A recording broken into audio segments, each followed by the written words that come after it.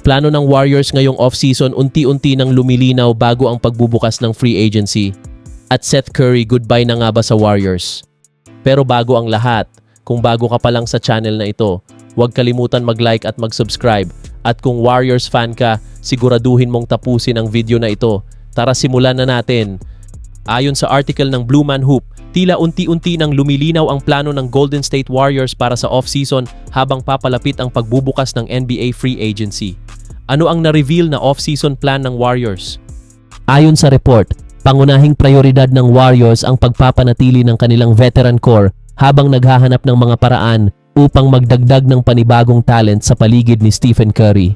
Kabilang sa pinakamalalaking usapin ngayong off-season ang sitwasyon ni Kristaps Porzingis, Draymond Green at ang patuloy na mga usap-usapan tungkol sa posibleng paghabol sa isa pang superstar. Sa madaling salita, hindi inaasahang papasok ang Golden State sa isang full rebuild. Sa halip, nais nilang manatiling contender habang bukas pa ang championship window ni Curry. Ano ang unang priority ng Warriors? Ayon sa iba't ibang ulat, isa sa pinakamahalagang layunin ng Warriors ay ang muling mapirmahan si Kristaps Porzingis.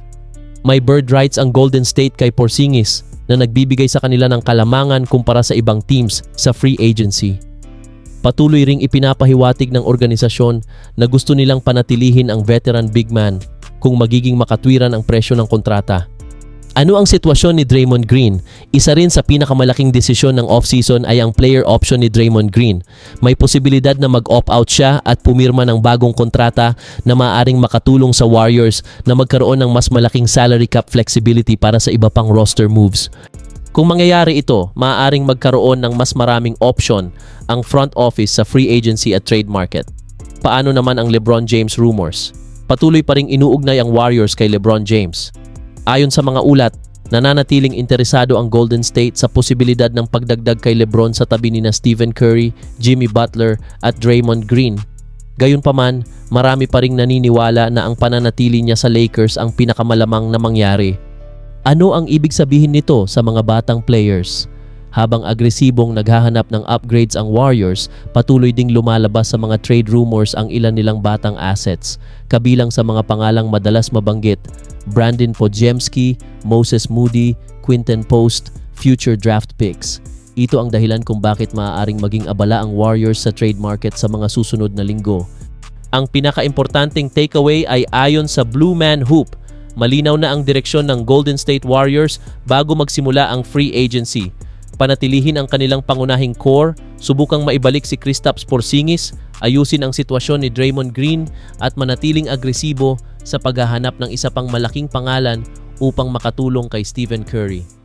At ngayon, ayon sa article ng Blue Man Hoop, maaaring handa ng magpaalam ang Golden State Warriors kay Seth Curry kung makakakuha sila ng mas bata at mas maaasahang upgrade ngayong free agency. Bakit posibleng magpaalam ang Warriors kay Seth Curry? Ayon sa report, si Seth Curry ay magiging unrestricted free agent ngayong off-season matapos magsilbi bilang reserve guard ng Warriors noong nakaraang season.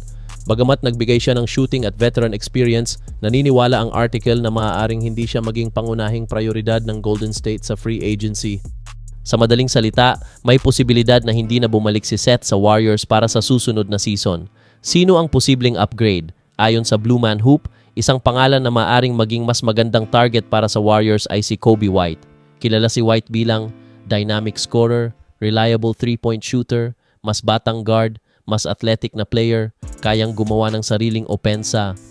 Dahil dito, naniniwala ang article na maaari siyang magbigay ng mas malaking impact kumpara kay Seth Curry. Bakit bagay si Coby White sa Warriors? Kung makukuha siya ng Golden State, magkakaroon si Stephen Curry ng karagdagang scoring support.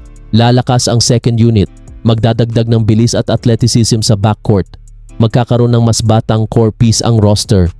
Bukod dito, maaari siyang makatulong hindi lamang sa kasalukuyan, kundi pati sa hinaharap ng franchise. Ano ang hamon sa pagkuha sa kanya?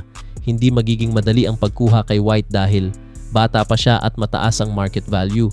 Maraming teams ang maaaring interesado. Posibleng mangailangan ng malaking kontrata.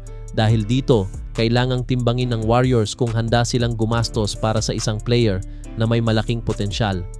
Ang pinakaimportanteng takeaway ay ayon sa Blue Man Hoop, maaaring magpaalam ang Golden State Warriors kay Seth Curry ngayong offseason kung magkakaroon sila ng pagkakataong kumuha ng mas batang upgrade gaya ni Kobe White. Bagamat mahalagang bahagi si Seth bilang veteran shooter, naniniwala ang article na ang edad, athleticism at offensive upside ni White ay maaaring magbigay sa Warriors ng mas malaking tulong habang patuloy nilang sinusubukang palawigin ang championship window ni Stephen Curry.